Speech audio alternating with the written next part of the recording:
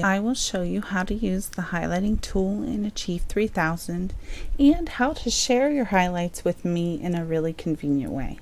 So notice on the left side of the article there is this highlighting toolbar.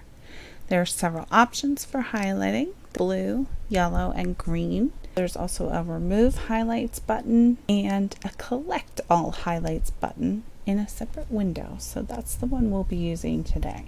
So just like in Word or Google Docs, if you want to highlight, you click and drag to select the text that you want, and then you click on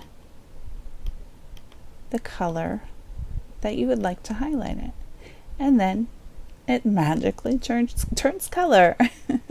So we'll talk about what to highlight exactly in another video, but once you've highlighted your evidence and you know exactly what your evidence is, once you've highlighted it, collect it for me so that you can share it with me.